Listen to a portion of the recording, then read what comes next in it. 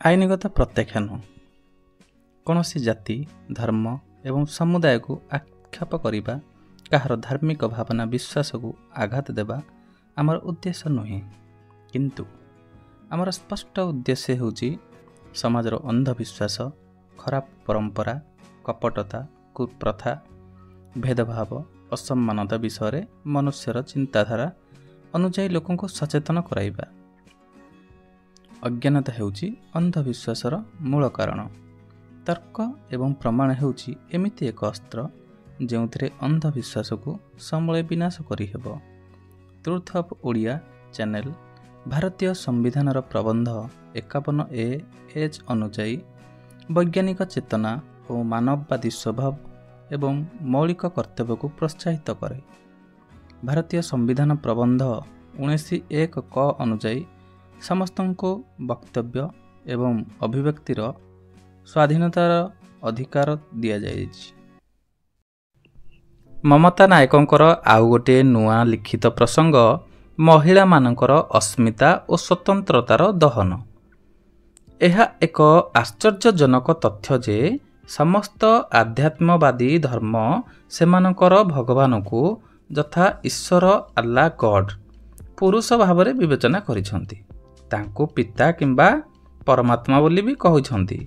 ଏପରିକି ସେହି ଧର୍ମଗୁଡ଼ିକରେ ଭଗବାନଙ୍କୁ ନିର୍ଗୁଣ ଏବଂ ନିରୁପାଧି ଭାବରେ ବିବେଚନା କରାଯାଇଛି। କିନ୍ତୁ ଅନେକ ଧର୍ମଗ୍ରନ୍ଥରେ ଦେବତାମାନଙ୍କ ଦ୍ୱାରା ଦେବୀମାନଙ୍କୁ ଅପମାନିତ ଓ ବଳାତ୍କାରର କାହାଣୀ ମଧ୍ୟ ଲେଖାଯାଇଛି।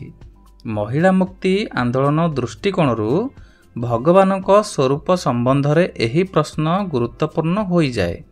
ଯଦି ପ୍ରତ୍ୟେକ ଧର୍ମଗ୍ରନ୍ଥରେ ଦେବୀ ଅର୍ଥାତ୍ ନାରୀମାନଙ୍କର ଅସ୍ତିତ୍ୱ ଅଛି ବୋଲି ଦାବି କରାଯାଉଛି, ତେବେ ଆଜି ବି ଅନେକ ଧର୍ମସ୍ଥଳ ଗୁଡ଼ିକରେ ମହିଳାମାନଙ୍କୁ ତିରସ୍କୃତ ଓ ବହିଷ୍କୃତ କରି ରଖାଯାଇଛି କାହିଁକି? ମହିଳାମାନଙ୍କୁ ପୂଜକ ହେବାର ଅଧିକାର ନାହିଁ, ମସଜିଦରେ ନମାଜ ପଢ଼ିବାର ଅଧିକାର ନାହିଁ। ଆଜି ବି ଅନେକ ହିନ୍ଦୁ ମନ୍ଦିରରେ ମହିଳାଙ୍କର ପ୍ରବେଶ ନିଷେଧ ଅଛି। ଭଗବାନ ଯଦି ନିର୍ଗୁଣ ଏବଂ ନିରୁପାଧି, ତାହେଲେ ଲିଙ୍ଗଗତ ପାର୍ଥକ୍ୟ କରି ମହିଳାଙ୍କ ଦାସତ୍ୱକୁ ବଜାୟ ରଖିବା ପାଇଁ ଏଭଳି ବ୍ୟବହାର କରାଯାଉଛି କାହିଁକି? ସମ୍ପୂର୍ଣ୍ଣ ବିଶ୍ୱରେ ମହିଳାମାନଙ୍କ ଉପରେ ଅନେକ ପ୍ରକାରର ଅତ୍ୟାଚାର ହେଉଛି। ପରିବାରରେ ଶାରୀରିକ ହେଉ, ମାନସିକ ଏବଂ ଯୌନ ଉତ୍ପୀଡ଼ନ, ଯୌତୁକ ପାଇଁ ନିର୍ଯାତନା, ଗଣବଳାତ୍କାର, ସୁନ୍ନତ ଭଳି ଅନେକ ଅମାନବୀୟ ଯନ୍ତ୍ରଣାଦାୟକ ପ୍ରଥା ଦ୍ୱାରା ମହିଳାଙ୍କୁ ଯୌନାଙ୍ଗ ବ୍ୟାଧି ଭୋଗ କରିବାକୁ ପଡ଼ୁଛି। ବିଭିନ୍ନ କାର୍ଯ୍ୟାଳୟ, ଶିକ୍ଷାନୁଷ୍ଠାନ ଇତ୍ୟାଦିରେ ଯୌନ ଶୋଷଣ ମଧ୍ୟ ହେଉଛି। ବିଭିନ୍ନ କାରଣରୁ ସମାଜରେ ଦଙ୍ଗା ହେଲେ କିମ୍ବା ଦୁଇ ଦେଶ ମଧ୍ୟରେ ଯୁଦ୍ଧ ହେଲେ ସବୁଠାରୁ ବେଶୀ ମହିଳାମାନେ ଓ ଛୋଟ ଝିଅମାନେ ହିଁ ବଳାତ୍କାରର ଶିକାର ହୁଅନ୍ତି। ଥାନା ଓ ବନ୍ଦୀଘରେ ମହିଳା ଅପରାଧୀମାନଙ୍କ ସହିତ ହେଉଥିବା ଯୌନ ଅତ୍ୟାଚାର ଅତି ସାଧାରଣ କଥା। ପ୍ରାଚୀନ କାଳରୁ ହିନ୍ଦୁ ସମାଜରେ ସତୀ ପ୍ରଥା, ଦେବଦାସୀ ପ୍ରଥା, କନ୍ୟା ଭ୍ରୂଣ ବା ଶିଶୁ ହତ୍ୟା, ଗଣଦୁଷ୍କର୍ମ, ବାଲ୍ୟ ବିବାହ, ପରଦା ଓ ଓଢ଼ଣା ପ୍ରଥା ଇତ୍ୟାଦି ଅତ୍ୟାଚାର ଗୁଡ଼ିକ ମଧ୍ୟରୁ ଅଧିକାଂଶ ପ୍ରଥା ଧାର୍ମିକ ଏବଂ ସାମାଜିକ ପରମ୍ପରା ଦ୍ୱାରା ସ୍ୱୀକୃତି ପ୍ରାପ୍ତ। କେବେ ଧର୍ମ, କେବେ ଜାତି ଏବଂ କେବେ କର୍ମ ଆଧାରରେ ଅନେକ କୃତକ ଦ୍ୱାରା ଏସବୁକୁ ଅଘୋଷିତ ସ୍ୱୀକୃତ ମିଳିସାରିଛି। କେବଳ ମାନବିକତା ଆଧାରରେ ନୁହେଁ, ରାଜନୀତି ଆଧାରରେ ବି ମହିଳାଙ୍କ ସ୍ୱାଧୀନତାରେ ଅଧିକାର ବର୍ଜିତ କରାଯାଇଛି। ଗତ 1988 ମସିହା ଅଗଷ୍ଟ 20 ତାରିଖରେ ପଞ୍ଜାବର ଚଣ୍ଡିଗଡ଼ ସହରରେ ଘଟିଥିବା ଘଟଣାରେ ଜଣେ ISS ଅଧିକାରୀ ରୂପନ ଦେଓଲ ବଜାଜ ବନାମ IPS ଅଧିକାରୀ KC ଗର୍ଲ ଯୌନ ଉତ୍ପୀଡ଼ନା ମାମଲାରେ କୋର୍ଟର ରାୟ ବା ନିଷ୍ପତ୍ତି ଉପରେ ପୁରୁଷ ପ୍ରାଧାନ୍ୟ ସମାଜରେ ଘଟିଥିବା ପ୍ରତିକ୍ରିୟା ଗୁଡ଼ିକ ମନେ ପକାନ୍ତୁ। ଏହି ନିଷ୍ପତ୍ତିରେ ପୁରୁଷ ଅହମ ଦ୍ୱାରା ମାନବାଧିକାରୀ ନ୍ୟାୟକୁ ଘୋଡ଼ାଇବାକୁ ଚେଷ୍ଟା କରିବା ସ୍ପଷ୍ଟ ଦେଖାଯାଇଛି। ଏହି ଘଟଣା ସମ୍ପର୍କରେ ଗଣମାଧ୍ୟମ ଗୁଡ଼ିକ ରୂପନ ଦେଓଲଙ୍କ ସାହସକୁ ଖୁବ୍ ପ୍ରଶଂସା କରିଥିଲେ ମଧ୍ୟ କେତୋଟି ପ୍ରମୁଖ ଖବରକାଗଜର ସମ୍ପାଦକୀୟ ପୃଷ୍ଠାରେ ଲେଖାଯାଇଥିଲା ଯେ ଏହି ସାମାନ୍ୟ ଘଟଣାକୁ ଏତେ ମହତ୍ତ୍ୱ ଦିଆଯିବା ଉଚିତ ନୁହେଁ। ଅର୍ଥାତ୍ ପଞ୍ଜାବରେ ଆତଙ୍କବାଦକୁ ସମୂଳେ ନାଶ କରି ହିରୋ ବା ରାଷ୍ଟ୍ରନାୟକ ସାଜିଥିବା ସେହି ପୁଲିସ ଅଫିସର ଯଦି କୌଣସି ମହିଳାଙ୍କ ସହିତ ପଶୁ ଭଳି ଅସଭ୍ୟ ଆଚରଣ କରନ୍ତି, ତେବେ ବି କ'ଣ ସେହି ରାଷ୍ଟ୍ରନାୟକଙ୍କୁ କ୍ଷମା କରି ଦିଆଯିବା ଉଚିତ କି? ଏହି ମାନସିକତା ପୁରାଣ ଯୁଗର ରାମାୟଣ ଓ ମହାଭାରତ ସମୟରୁ ଚାଲି ଆସୁଥିବା ପରମ୍ପରାର ଶିକ୍ଷା ଅଟେ। ସେହି ପରମ୍ପରା ଅନୁସାରେ ପରାଜିତ ରାଜାଙ୍କ ରାଣୀମାନଙ୍କୁ ବିଜୟୀ ରାଜାଙ୍କ ନିକଟରେ ଆତ୍ମସମର୍ପଣ କରିବାକୁ ପଡ଼ୁଥିଲା। ମହିଳାଙ୍କୁ କ୍ରୟ ବିକ୍ରୟ କରିବା ରାଜା ମହାରାଜା, ସାମନ୍ତ, ଜମିଦାର, ଧନୀ ତଥା ସମ୍ପନ୍ନ ଲୋକମାନଙ୍କ ପାଇଁ ଏକ ସାଧାରଣ ବ୍ୟାପାର ଥିଲା। ମହିଳା କେବଳ ଏକ ଉପଭୋଗର ବସ୍ତୁ, ବଂଶ ଓ ପରିବାର ଜନସଂଖ୍ୟା ବୃଦ୍ଧି କରିବାର ଏକ ମାନବ ଯନ୍ତ୍ର। ପୁତ୍ର ଜନ୍ମ ନ କଲେ ଏକରୁ ଅନେକ ସ୍ତ୍ରୀଙ୍କୁ ବିବାହ କରିବା ପାଇଁ, କିଣିବା ଓ ବିକ୍ରୟ କରିବା ପାଇଁ କିମ୍ବା ରାଜନୀତିରେ ପଶାପାଲିରେ ମୋହର ଭାବରେ ବ୍ୟବହୃତ କରାଯାଇପାରିବ। ଜଣେ ପୁରୁଷ ପାଇଁ ମା, ଝିଅ, ଭଉଣୀ, ପତ୍ନୀ, ପ୍ରେମିକା ଇତ୍ୟାଦି ସମାଜର ପାରମ୍ପରିକ ଭୂମିକା ଗୁଡ଼ିକ ସ୍ୱୀକାର୍ଯ୍ୟ, କିନ୍ତୁ ଏହି ସୀମା ବାହାରେ ସ୍ତ୍ରୀଙ୍କ କୌଣସି ନୂତନ ଭୂମିକା ଗ୍ରହଣୀୟ ନୁହେଁ। ମହିଳାଙ୍କର ଜୀବନର ଯଦି ଅନ୍ୟ କିଛି ମହତ୍ୱାକାଂକ୍ଷା ଥାଏ, ତାହା ପୁରୁଷ ସମାଜ ଗ୍ରହଣ କରିବାକୁ ଅନିଚ୍ଛୁକ।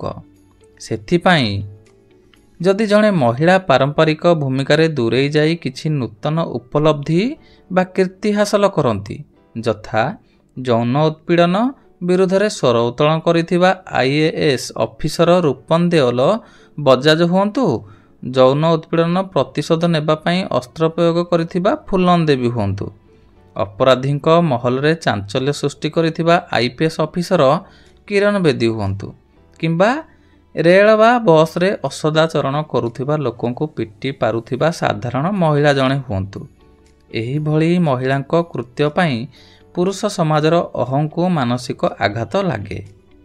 ଏହି ଯନ୍ତ୍ରଣା ସେହି ମହିଳାମାନେ ବେଶୀ ଭୋଗ କରନ୍ତି ଯେଉଁମାନେ ଦୀର୍ଘକାଳରୁ ଗୋଲାମୀକୁ ଆତ୍ମସାତ କରିସାରିଛନ୍ତି ଏବଂ ପିତୃସତ୍ତାତ୍ମକ ଢାଞ୍ଚାରେ ନିଜକୁ ସମର୍ପିତ କରିଛନ୍ତି। ଗୋଲାମୀକି ସ୍ୱୀକାର କରିନେବା ଏକ ଜଟିଳ ମନସ୍ତାତ୍ତ୍ୱିକ ପ୍ରକ୍ରିୟା। ଅଧିକାଂଶ ମହିଳା ଭାବନାତ୍ମକ ରୂପରେ କେବଳ ନିଜର ଜାତି, ବର୍ଗ ବା ଶ୍ରେଣୀର ପୁରୁଷମାନଙ୍କୁ ସମର୍ଥନ କରିଥାନ୍ତି ଏବଂ ତାଙ୍କ ବର୍ଗର ପୁରୁଷଙ୍କ ଦ୍ୱାରା ନିର୍ଯାତିତ ହୋଇଥିବା ଦଳିତ ଓ ସର୍ବହରା ମହିଳାମାନଙ୍କ ପ୍ରତି ସମ୍ବେଦନହୀନ ହୋଇଯାଆନ୍ତି। ସେଥିପାଇଁ ଯଦି ସେମାନେ ସବର୍ଣ୍ଣ ଜାତିର ଅଟନ୍ତି, ତେବେ ସେମାନଙ୍କର ବିଶ୍ୱସ୍ତା ସବର୍ଣ୍ଣ ଜାତିର ପୁରୁଷମାନଙ୍କ ସହିତ ବେଶୀ ରହେ, କିନ୍ତୁ କୌଣସି ଅନ୍ୟ ଧର୍ମର କିମ୍ବା ଅସବର୍ଣ୍ଣ ମହିଳାମାନଙ୍କ ପ୍ରତି ବିଶ୍ୱସ୍ତତା ରହେ ନାହିଁ। ପରମ୍ପରା ନାମରେ ମହିଳାଙ୍କର ଅସ୍ତିତ୍ୱକୁ ପ୍ରତ୍ୟାଖ୍ୟାନ କରାଯାଇଛି। ଆଧୁନିକତାର ସମ୍ବନ୍ଧ ମାନବ ଚେତନାର ବିକାଶ ସହିତ ଜଡ଼ିତ। ତର୍କ ଏବଂ ବିବେକ ଏହାର ଆଧାର ଅଟେ। ଏକ ଛତ୍ରବାଦୀ ଶାସନ କିମ୍ବା ଆଧ୍ୟାତ୍ମବାଦୀ ଶାସନ ବ୍ୟବସ୍ଥାରେ ନାରୀବାଦୀ ମହିଳାଙ୍କ ବ୍ୟକ୍ତିତ୍ୱ ସ୍ୱତନ୍ତ୍ରତା କିମ୍ବା ଆଧୁନିକ ବିଚାରଧାରା ପାଇଁ କୌଣସି ସ୍ଥାନ ନାହିଁ। ମହିଳାମାନେ କେବଳ ଏକ ଖୋଲା ଗଣତାନ୍ତ୍ରିକ ପରିବେଶରେ ହିଁ ନିଜକୁ ପରିପ୍ରକାଶ କରିପାରିବେ। ଏଭଳି ଖୋଲା ପରିବେଶରେ ରହୁଥିବା ମହିଳାମାନେ ନିଜ ନିଜ ଢଙ୍ଗରେ ବସ୍ତୁସ୍ଥିତିକୁ ଦେଖିବା, ବୁଝିବା, ପ୍ରକାଶ କରିବା ଏବଂ ନିଜ ସପକ୍ଷରେ ଏକ ପରିବେଶ ସୃଷ୍ଟି କରିବା ପାଇଁ ସାମାଜିକ ରାଜନୈତିକ ପଦକ୍ଷେପ ନେବା ଆରମ୍ଭ କରିଛନ୍ତି। ଯଦି ମହିଳାମାନେ ଏକ ସ୍ୱାଧୀନ ସଂସ୍ଥା ଭାବରେ ସ୍ଥାପିତ ହୋଇପାରିବେ, ତେବେ ଏହା କେବଳ ନାରୀବାଦୀ ଚିନ୍ତାଧାରା ଯୋଗୁଁ ହିଁ ସମ୍ଭବ ହୋଇପାରିବ। ନାରୀବାଦୀ ମାନବ ସଭ୍ୟତାର ଇତିହାସରେ ପ୍ରଥମ ଥର ପାଇଁ ଜଗତକୁ ମହିଳାଙ୍କର ଦୃଷ୍ଟିକୋଣରୁ ଦେଖିବା ପାଇଁ ଏହା ଏକ ବିକଳ୍ପ ରୂପରେ କାର୍ଯ୍ୟ କରୁଛି। ଏହା ଯୋଗୁଁ ସୌନ୍ଦର୍ଯ୍ୟ ଓ ମର୍ଯ୍ୟାଦା, କର୍ତ୍ତବ୍ୟ ଓ ଅଧିକାର, ଇଚ୍ଛା ଓ ଆକାଂକ୍ଷା, ରୁଚି ଓ ପସନ୍ଦ ଇତ୍ୟାଦିର ଗୋଟିଏ ଗୋଟିଏ ବୈକଳ୍ପିକ ମାନଦଣ୍ଡ ବିକଶିତ ହୋଇପାରିଛି। ଏହି ମାନଦଣ୍ଡଗୁଡ଼ିକୁ ଅଧିକରୁ ଅଧିକ ଲୋକପ୍ରିୟ କରି ଗ୍ରହଣ କରିବା ପାଇଁ ସମଗ୍ର ବିଶ୍ୱରେ ସଂଘର୍ଷ ଚାଲିଛି। ନାରୀବାଦ ଦୁଇ ସ୍ତରରେ ମହିଳାଙ୍କ ଅଧିକାରକୁ ପ୍ରୋତ୍ସାହିତ କରିଛି। ପ୍ରଥମ ହେଲା ପ୍ରତିଷ୍ଠିତ ଭାବରେ ବ୍ୟକ୍ତିଗତ ପସନ୍ଦ ଏବଂ ନାପସନ୍ଦର ଅଧିକାର ଏବଂ ଦ୍ୱିତୀୟଟି ସାମୂହିକ ଅଧିକାର ସ୍ତରରେ। ଦୀର୍ଘଦିନର ସଂଘର୍ଷ ପରେ ଏହି ତଥ୍ୟ ସ୍ୱୀକୃତ ହୋଇଛି ଯେ ଜଣେ ମହିଳାଙ୍କ ଶରୀର ତାଙ୍କର ନିଜର ଅଟେ ଏବଂ ତାଙ୍କ ଶରୀର ସହିତ ଜଡ଼ିତ ସମସ୍ତ ନିଷ୍ପତ୍ତି ନେବାକୁ ତାଙ୍କର ହିଁ ଅଧିକାର ଅଛି। ଏହି ଦୃଷ୍ଟିକୋଣ ଆଧାରରେ ବଳାତ୍କାର ଏବଂ ଏକ ଜଘନ୍ୟ ଅପରାଧ ବୋଲି ଘୋଷଣା କରାଯାଇଛି। ରୂଢ଼ିବାଦୀ ପାରମ୍ପରିକ ଦୃଷ୍ଟିକୋଣରୁ ପୃଥିବୀର ପ୍ରତ୍ୟେକ ସମାଜରେ ମହିଳାଙ୍କର ଅସ୍ମିତା ଓ ସ୍ୱତନ୍ତ୍ରତା ହନନ ହୋଇଛି। ଏହା ସର୍ବବିଦିତ। ଆଜି ବି ଅନେକ ଦେଶରେ କାନୁନ ଅଛି ଯେ ଜଣେ ମହିଳା ନିଜ ଇଚ୍ଛା ଓ ଆବଶ୍ୟକତା ଅନୁସାରେ ଗର୍ଭପାତ କରିପାରିବେ ନାହିଁ। କୌଣସି ସ୍ଥାନରେ ବି ନାରୀଙ୍କର ବ୍ୟକ୍ତିତ୍ୱ ଏବଂ ସ୍ୱତନ୍ତ୍ରତାର ପ୍ରଶ୍ନ ଉଠେ ନାହିଁ।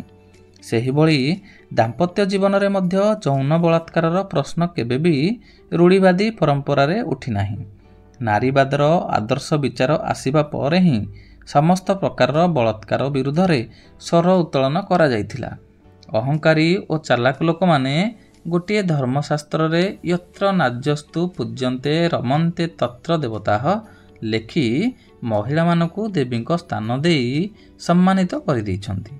କିନ୍ତୁ ସେମାନେ ଥରେ ରାମଚରିତମାନସ ଏବଂ ମନୁ ସଂହିତାରେ ମହିଳାମାନଙ୍କ ପାଇଁ ଲେଖାଯାଇଥିବା ଶ୍ଲୋକଗୁଡ଼ିକ ପଢ଼ି ଠିକ୍ ଭାବେ ବୁଝିବା ଉଚିତ। ଉପରୋକ୍ତ ପୁସ୍ତକ ବର୍ଣ୍ଣିତ ଶ୍ଲୋକରେ ଯାହା କୁହାଯାଇଛି ତାହାର ଅର୍ଥ ଜୀବନସାରା ମହିଳାଙ୍କୁ ସର୍ବଦା କୌଣସି ପୁରୁଷଙ୍କ ଅଧୀନରେ ରହିବା ଉଚିତ, ଯଥା ପିତା, ସ୍ୱାମୀ କିମ୍ବା ଅର୍ଥ।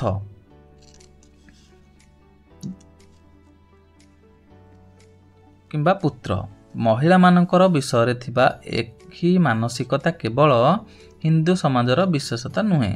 ବିଶ୍ୱର ପ୍ରତ୍ୟେକ ସଭ୍ୟତା ଏବଂ ପ୍ରତ୍ୟେକ ଧର୍ମରେ ମହିଳାମାନଙ୍କ ପ୍ରତି ପ୍ରାୟ ସମାନ ମନୋଭାବ ରହିଆସିଛି। ସବୁ ସ୍ଥାନରେ ମହିଳାମାନଙ୍କ ଉପରେ ବିଭିନ୍ନ ପ୍ରକାରର ଅନ୍ୟାୟ ଅତ୍ୟାଚାର ହେଉଛି। ଶରୀରର ବିଭିନ୍ନ ଅଙ୍ଗରେ ଆଭୂଷଣ ପିନ୍ଧାଇବା ଆଳରେ ବେଡ଼ି ବା ଶିକୁଳି ବାନ୍ଧି ଦିଆଯାଉଛି। ନାରୀକୁ ଅସୃଜମ୍ୟ ପଶ୍ୟା କହି ଘର ଭିତରେ ଲୁଚେଇ ରଖିଲେ ଯାହାକୁ ସୂର୍ଯ୍ୟ ବି ଦର୍ଶନ କରିପାରିବ ନାହିଁ।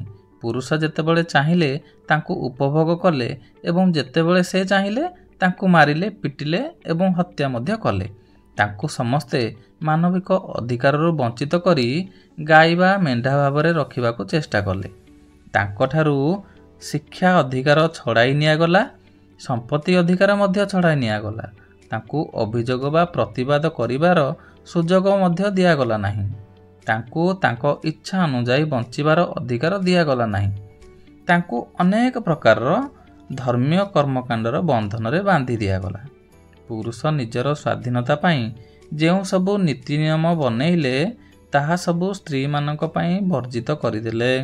ସ୍ତ୍ରୀଙ୍କ ପାଇଁ ନିୟମ କରିଲେ ଯେ ତାର ଶରୀର ମଧ୍ୟ ତାର ନିଜର ନୁହେଁ, ତାହା ଅନ୍ୟ ଜଣଙ୍କର। ପୁରୁଷ ଯେମିତି ଚାହିଁବ ଉପଭୋଗ କରିପାରିବ। ମହିଳାମାନେ କିପରି ଜୀବନଯାପନ କରିବେ, କିପରି ଚାଲିବେ, କିପରି କଥାବାର୍ତ୍ତା କରିବେ, କିପରି ପୋଷାକ ପିନ୍ଧିବେ, ହାତ ଏବଂ ପାଦକୁ କିପରି ବ୍ୟବହାର କରିବେ, କିପରି ହସିବେ ବା କାନ୍ଦିବେ, ତାହା କେବଳ ପୁରୁଷମାନେ ସ୍ଥିର କରିବେ। ପୁରୁଷମାନେ ଏହି ସମସ୍ତ ନିୟମ ତିଆରି କରି ପ୍ରଚାର ଯେ ଏହାଦ୍ୱାରା ନାରୀଙ୍କ ସୁରକ୍ଷା ଓ ଇଜ୍ଜତ ବଞ୍ଚି ରହିବ, ସେମାନଙ୍କର ସୌନ୍ଦର୍ଯ୍ୟ ବୃଦ୍ଧି ପାଇବ ଏବଂ ସର୍ବଗୁଣ ସମ୍ପନ୍ନା ସତ୍ ଚରିତ୍ରବତୀ ଦେବୀ ରୂପେ ସମାଜରେ ସମ୍ମାନ ପାଇବେ। ଏତେ ସବୁ ପ୍ରତିବନ୍ଧ ଭିତରେ ଥାଇ ମଧ୍ୟ କିଛି ପ୍ରତିଭାଶାଳୀ, ବୁଦ୍ଧିମତୀ ଓ ସାହସୀ ମହିଳା ସମାଜର କୁପ୍ରଥା ଓ ରୂଢ଼ିବାଦୀ ପରମ୍ପରା ବିରୁଦ୍ଧରେ ନାରୀ ଜାଗରଣ ଉଦ୍ଦେଶ୍ୟରେ ସ୍ୱର ଉଠାଇଲେ। ସମାଜ ଉପରେ ଏହାର ବହୁତ ଭଲ ପ୍ରଭାବ ପଡ଼ିଲା। ସମାଜର ଅନେକ ଉଦାରବାଦୀ ଓ ନାରୀମାନଙ୍କର ଦୁଃଖ ଦୁର୍ଦ୍ଦଶାକୁ ଅନୁଭବ କରୁଥିବା ସମ୍ବେଦନଶୀଳ ପୁରୁଷମାନେ ଯଥା ରାଜା ରାମମୋହନ ରାୟ, ଜ୍ୟୋତିବାୟ ଫୁଲେ, ଇଭି ରାମାସ୍ୱାମୀ ପେରିୟାର, ବାବା ସାହେବ ଆମ୍ବେଦକର ଆଦିଙ୍କ ମଧ୍ୟ ମହତ୍ତ୍ୱପୂର୍ଣ୍ଣ ଯୋଗଦାନ ରହିଛି। ମହିଳାମାନେ ସଂଘର୍ଷ କରି ନିଜ ନିଜର କ୍ଷମତା ଅନୁସାରେ ଅନେକ ପ୍ରକାରର ସୃଜନଶୀଳ କାର୍ଯ୍ୟ କରି ଚାଲିଲେ। ସେହି ମୁକ୍ତମନା ମହିଳାମାନେ ଉଦାର ଚିତ୍ତରେ ଏହା ମଧ୍ୟ ସ୍ୱୀକାର କରିଛନ୍ତି ଯେ ଆମେ ପୁରୁଷ ଓ ସ୍ତ୍ରୀ ମଧ୍ୟରେ ଥିବା ଅନ୍ତରଙ୍ଗ ସମ୍ପର୍କକୁ ଅସ୍ୱୀକାର କରୁନାହୁଁ। ଉଭୟଙ୍କର ସ୍ୱତନ୍ତ୍ର ଅସ୍ତିତ୍ୱ ରହିବା ସହିତ ବି ସ୍ତ୍ରୀ ଓ ପୁରୁଷର ଜୀବନସାଥୀ ଭାବରେ ଜୀବନ ଅତିବାହିତ କରିପାରିବ। ପରସ୍ପର ମଧୁର ସମ୍ପର୍କ, ସ୍ୱ ଇଚ୍ଛା, ଅନାବିଳ ପ୍ରେମ, ତ୍ୟାଗର ଭାବନା ଏବଂ ସନ୍ତାନ ଉତ୍ପତ୍ତି ଦ୍ୱାରା ଦାମ୍ପତ୍ୟ ଜୀବନକୁ ଉପଭୋଗ କରିପାରିବେ। ଏହାଦ୍ୱାରା ନିଶ୍ଚିତ ଭାବେ ଯୁଗ ଯୁଗରୁ ଚାଲି ଆସୁଥିବା ନାରୀଙ୍କର ଦାସତ୍ୱ ସମାପ୍ତ ମଧ୍ୟ ହୋଇପାରିବ। ରୂଢ଼ିବାଦୀ ପରମ୍ପରା ନାମରେ ଥିବା ବ୍ୟବସ୍ଥାର ପାଖଣ୍ଡବାଦ ସମାପ୍ତ ହୋଇଯିବ। ପୁରୁଷ ଏବଂ ସ୍ତ୍ରୀଙ୍କ ମଧ୍ୟରେ ଥିବା ଲିଙ୍ଗଗତ ପାର୍ଥକ୍ୟକୁ ଏକ ସାର୍ଥକ ଅଭିବ୍ୟକ୍ତି ବି ମିଳିଯିବ। ବାସ୍ତବରେ ମହିଳା ସଶକ୍ତିକରଣ ସଂଗ୍ରାମ ହେଉଛି ବିଶ୍ୱର ସମସ୍ତ ମହିଳାଙ୍କର ସ୍ଥିତିକୁ ସ୍ୱତନ୍ତ୍ର ଓ ସୁଦୃଢ଼ କରିବାର ପ୍ରୟାସ। ଭିଡ଼ିଓ ଭଲ ଲାଗିଲେ ଲାଇକ୍ କରନ୍ତୁ, କମେଣ୍ଟ ବକ୍ସରେ ନିଜର ମତାମତ ଦିଅନ୍ତୁ। ଭିଡ଼ିଓ ଭଲ ଲାଗିଲେ ଭିଡ଼ିଓକୁ ସେୟାର ମଧ୍ୟ କରନ୍ତୁ। ନୂଆ ଭିଡ଼ିଓ ଦେଖିବା ପାଇଁ ଟ୍ରୁଥ୍ ଅଫ୍ ଓଡ଼ିଆ ଚ୍ୟାନେଲକୁ ସବସ୍କ୍ରାଇବ୍ କରନ୍ତୁ ଏବଂ ବେଲ୍ ଆଇକନ୍କୁ ଦବାଇ ଦିଅନ୍ତୁ। ପରବର୍ତ୍ତୀ ନୂଆ ଭିଡ଼ିଓକୁ ଦେଖିବା ପାଇଁ ଅପେକ୍ଷା କରନ୍ତୁ। ଦେଖାହେବ ପୁଣି ଆଉ ଏକ ଶିକ୍ଷଣୀୟ ଭିଡ଼ିଓରେ। ନମସ୍କାର।